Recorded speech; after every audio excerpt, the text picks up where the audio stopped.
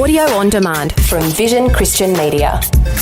As a matter of fact, in this passage that you turn to over in Luke chapter 12, Jesus tells an intriguing story about a man whose kingdom is growing. He's a business entrepreneur. And he says to himself, man, I'm just going to keep building more and more barns and accumulating more and more stuff. And Jesus says to him, you fool, this very night, your life will be demanded from you.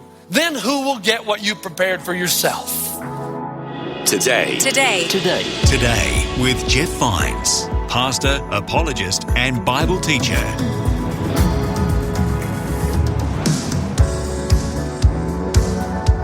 Hello and welcome. My name is Bill, and this is Today with Jeff Vines. And this week, Pastor Jeff is preaching about being awake, spiritually awake, and in tune with God. We're about to start with a message from Luke chapter 12, the story of the man who stockpiled goods for himself and was challenged by Jesus as to why. Let's begin this first message in the series now. Here's Pastor Jeff.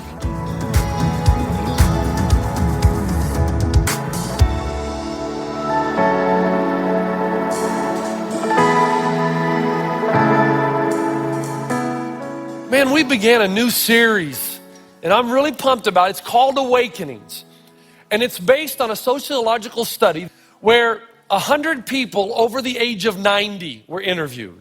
And while you're listening to this, turn over to Luke 12. That'll be our text. We won't go through it detail by detail, but we will be referring to it. Now think about that. How many of you in the room even know 100 people over the age of 90? How many of you know like 10 people over the age of 90? How many of you are over the age of 90? We got a few. No, come on. All right, we got a few. Great. They asked them one question. Fascinating. And the question was this: if you had it to do over again, what would you do differently? Now think about it. 90 plus years old. If you had it to do all over again, what would you do differently? 3 answers emerged. There was a commonality. They said if we had it to do all over again, we would reflect more. We would risk more, and we'd do more things that would be remembered when we're gone. Now you think about that. We would reflect more, think about things. We would risk more. Success or failure is not the key, just a journey of risk. That's what keeps us alive.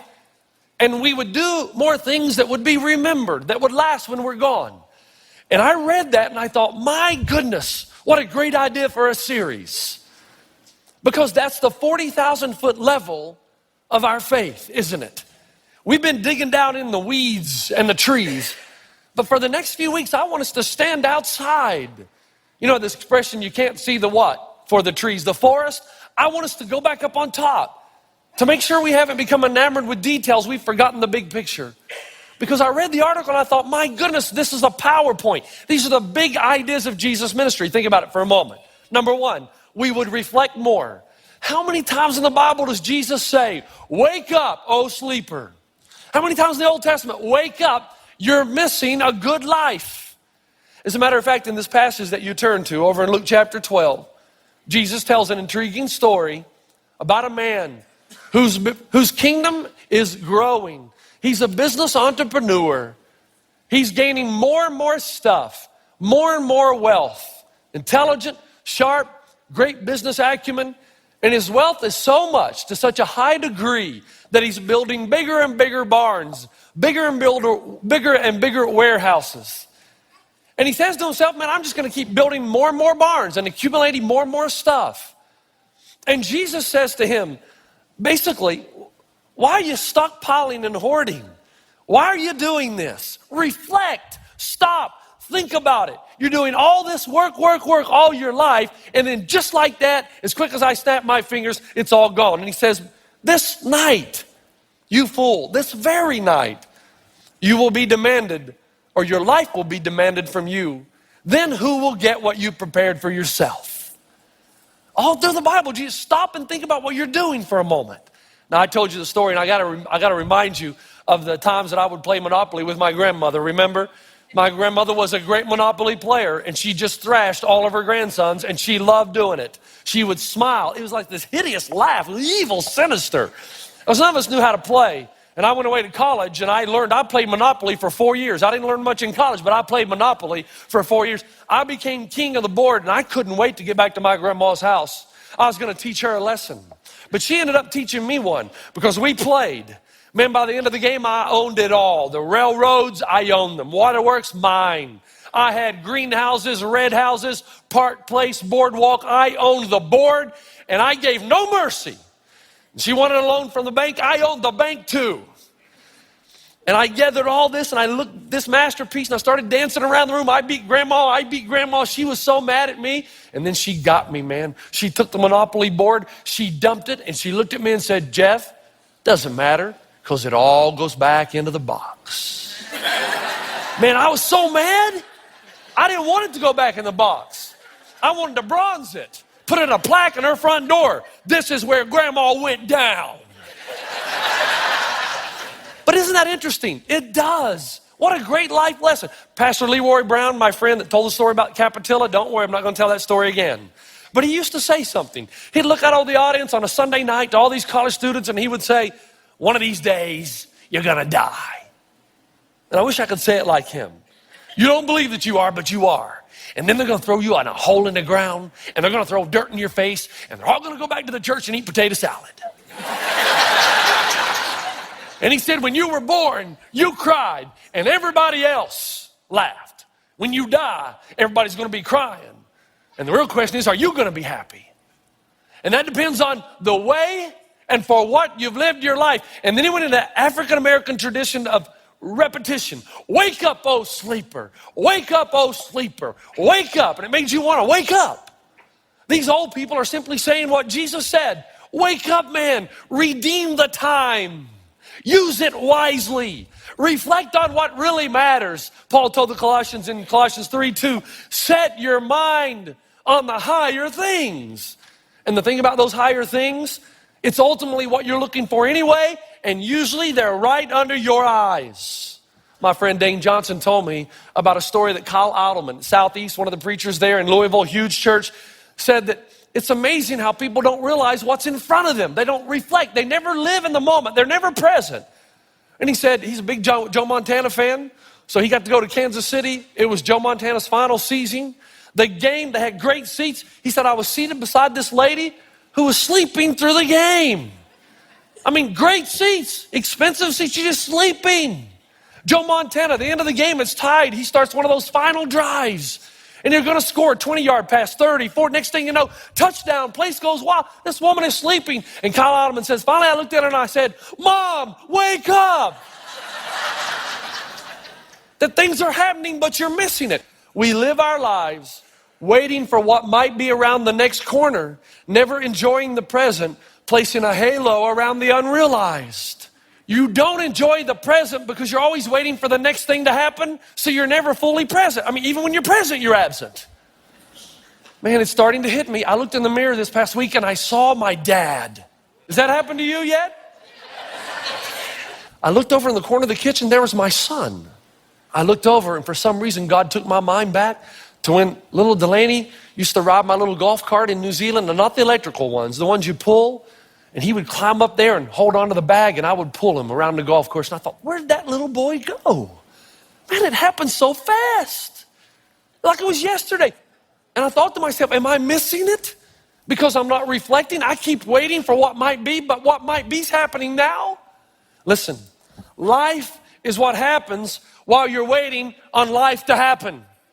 And that's what these old people say. Redeem the time, Jesus says. Don't let it pass by. Fully be present in the moment. Stop, reflect, wake up, set your mind on the things that will last. And while we're talking about this, reflecting more, before we leave this wagon, let's make sure we participate in the ultimate reflection. Look at that right there. What is that? That's a cross. The most recognized symbol in human history. The problem is familiarity breeds what? Contempt. I'm begging you for the next 3 minutes, just 3 minutes, to think about that in light of your life. Can I ask you? I'm a sinner. Are you? I deserve to be punished. Do you? There's some of you out there saying, well, I'm not really that bad now. I don't really deserve punishment. I'm not really a sinner. I mean, I'm not Hitler. Well, that's the problem. You're still thinking about this all the wrong way. Hitler's not the standard. God is. You think you're going to get in line on Judgment Day behind Hitler, Lenin, and Stalin. You're going to look really good. But I'm telling you, you're going to get in line behind Billy Graham and Mother Teresa. You're going to look really bad. And God doesn't grade on a curve. He's the standard. I'm a sinner. You're a sinner. I deserve punishment. So do you. Jesus took my punishment. That's why I love the cross. That's why we come and lift our hands in worship, although I will admit, I look out here sometimes and some of you look like zombies. I'm not sure that you're in the moment. I think you're worried about what's happening later. And you're never in the present. Jesus says, stop, reflect, man. You know what that thing right there means? Do you realize that one day they're going to open the book on Jeff Vine's life? And they're going to open it up and read under my name, and all the rotten, dirty stuff that I've done is going to be blotted out. It's going to be erased. Used to be, they're gone, erased. Just like that, buried in the deepest sea. Remember no more. Because Jesus says because of that, right there, I'm justified. That he sees me just as if I'd never sinned. And he says he's going to give me a robe of righteousness. And I'm going to be able to put that thing on. And God's going to say, Jeff, you look marvelous. You look great. And I'm going to say, are you looking at somebody else? What about the time I mistreated my wife or my children? Or the time I took what didn't belong to me? Or the time I saw what I should not have seen? Looked at things I should have shunned? Participated in activities that I should have run away from? What about all that, God? And God says, no, I don't see that. No, that's not what I see. All I see is the cross. I see my son paying the penalty for your sin. I see you with a robe of purity and righteousness because of that. Do you understand that? Have you reflected on that in your life? It stands out through time and eternity and forever will be. Have you reflected? Because here's the beauty of it. It's not just what Jesus does for me on the day of judgment by standing in my place. It's what he does for me now. Because if I come and I humbly put myself right there, the Bible says that Jesus comes on the inside. Remember, Paul said in Galatians 2, it is no longer I who live, but Christ who lives through me. So I start to see everything through his eyes. He invades my life and creates an awakeness. My eyes are open. And I see my wife the way God sees her, as a gift from God to be treasured and valued, to spend time with, because she's what really matters. And I want to tell you guys, if your wife was convinced that she's what really matters, I think your marriage would be different. My children, I treat them differently because all of a sudden, it's not all about making money, it's about quality time with them. Now, I have to do both. It's life. But when Jesus really comes in, and that's why I know when a young person tells me that Jesus came in on the side, I know whether or not they're telling the truth by the way they treat their parents. Because if he's on the inside, you see your parents as God's authority in your life to guide and lead and direct you. And that's why when you go away to Christian camp and you sing 1,000 verses of Kumbaya, and somebody comes down and tells you that you're never going to be in this place again, and you come down off the mountaintop and you think, I'm changed now, I'll know whether or not you really are. But if your eyes have been opened, reflect more. Reflect on the cross. You know the great verse? Let's say it together. Almost done. Here we go, John 3:16. Say it together. For God so loved the world that he gave his only son, that whoever believes on him will have what kind of life? When does eternal life start?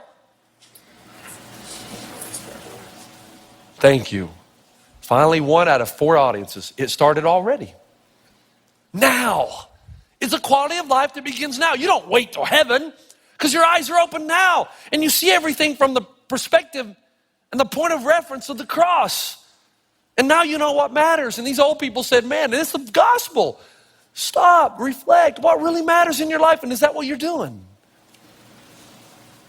You know the second thing they said, and I loved it. They said, can you imagine 90 years old? You know what we'd do? We'd risk more. I just love that. We would risk more. We would not live the safe, mundane, mediocre, average life, because it's not about whether you win or lose. It's about whether you took the risk. Now, do you know what corkball is? Does anybody know what corkball is? Do you know? 1, 2. Thank you. Because nobody knows. Corkball. I grew up in a small town in East Tennessee, and we're not wealthy there. We didn't have a lot of stuff. And you just couldn't go to athletic equipment shed at junior high school and take the balls and bats to play with during recess. We didn't have the money for that. But I love baseball, man. Actually, I love baseball more than I love golf or basketball. I just wasn't good at baseball. I was okay. And recess every day at T.A. Duggar Junior High School. I mean, if you were in the in crowd and you were somebody, you were going to play corkball. Corkball is like baseball. You take the batter stands up, he's ready, and you throw this cork. You got to hit this cork traveling at a pretty good speed. And if you hit the cork past the pitcher, it's a single. But if you hit it past the boundaries, which were our shoes, those of us who had them, it was a home run. Now, you can get pretty good at throwing this thing if you know how to use it. I was actually one of the ones that was good, so I could really hum this thing all the way back to the back. Now, here's the deal. The problem is we didn't have corks, so we had to steal them. And we did. I told you I was a sinner. I just said it. You didn't believe me. We didn't have broomsticks. We had to steal those too, so we did. Now, you couldn't get them from Mom because she needed them at home, and you get big trouble. So we had to go to the janitorial closet at the school, and anytime we saw it open, grab a broomstick. But we'd get caught after a few days, and we found ourselves, my last year at T.A. Duggar Junior High School as an 8th grader, without cork and without bat. Mr. Pless, the principal, who, by the way, was not very nice. You don't know that when you're a kid, but now I look back, and he wasn't nice. If I see him again, I'm going to tell him, you're not nice. He took all of our bats. Well, they were really his, but he took them. And he took all 10 of these broom handles that we had gotten from the janitorial closet and put them in his office. And he took all the corks that we had. So we had no cork, we had no bat. And I remember distinctively, we were on the playing field. It was recess. We had nothing to do. And I said to the guys, I was the leader then, I said, guys, this is bad. Corkball's finished. There's no use coming to school anymore. Can't play corkball. We didn't have Nintendo, PlayStation, all that. That was it. And one of my friends looked at me. What are you going to do? What am I going to do? What are you going to do? And I said to them, somebody ought to go into that Principal Pless's office and take back our cork bats and balls. And you don't do that in East Tennessee because you know what's coming next. It's like a Pavlovian dog, man. You're just wired like this. I dare you. And then just like Dane Johnson said, always this big kid who says, I double dog dare you. So I had to come up with a plan. And I did. I said to my best friend, Mark, you're going to have to hit me in the nose. Excuse me? The only way I'm going to get in the principal's office, because, man, it's impenetrable. A vicious receptionist.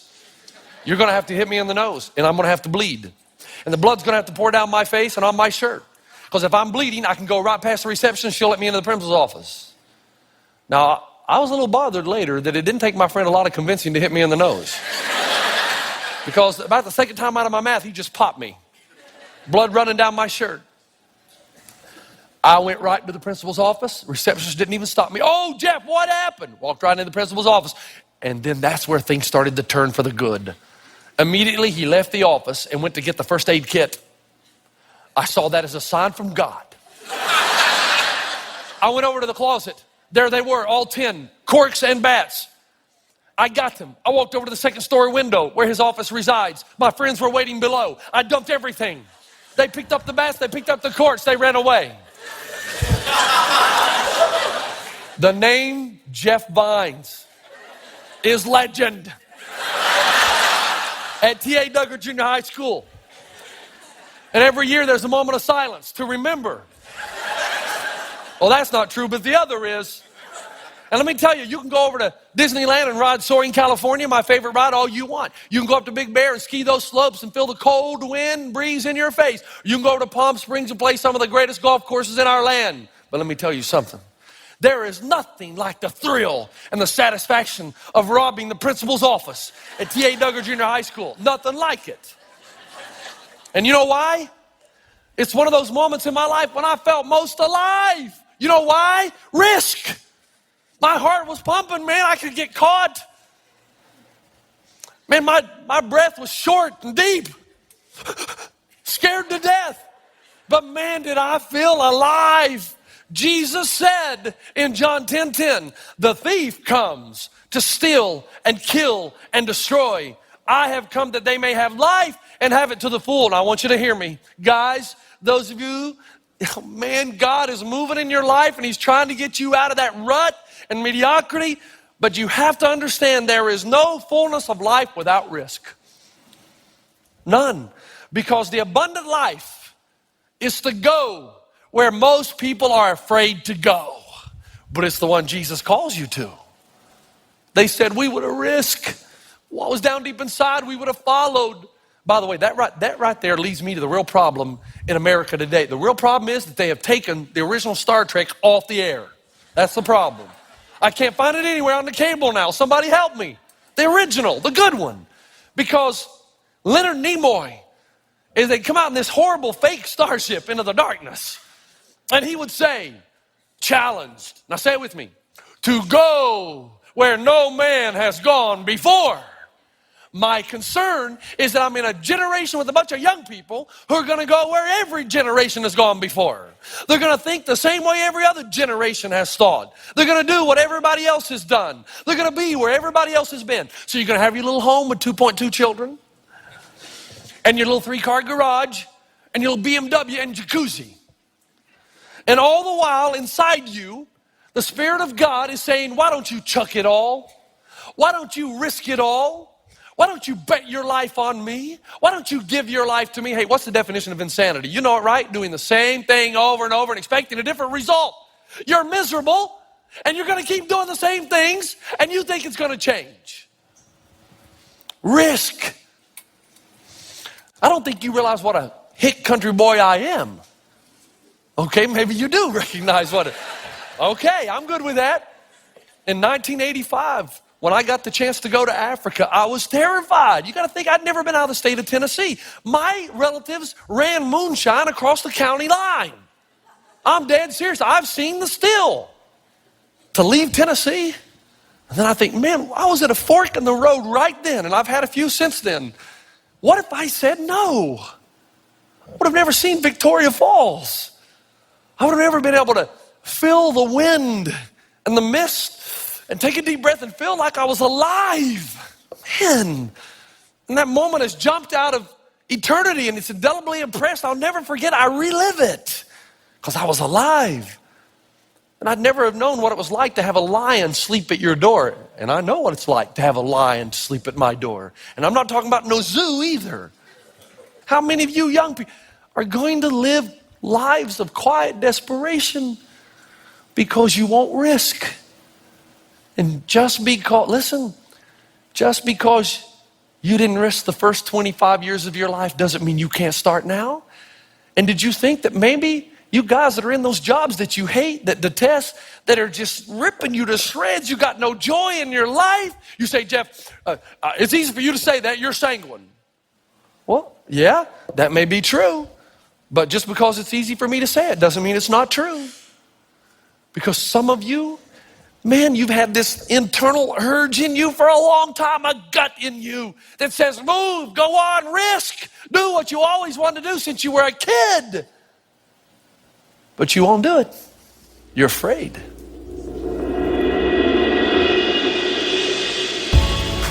You've been listening to Today with Jeff Vines. Thanks for joining us. Next time, we'll bring you the rest of this message from Pastor Jeff. You forgot who you are, and you've forgotten whose you are, who you belong to. That's why you won't risk.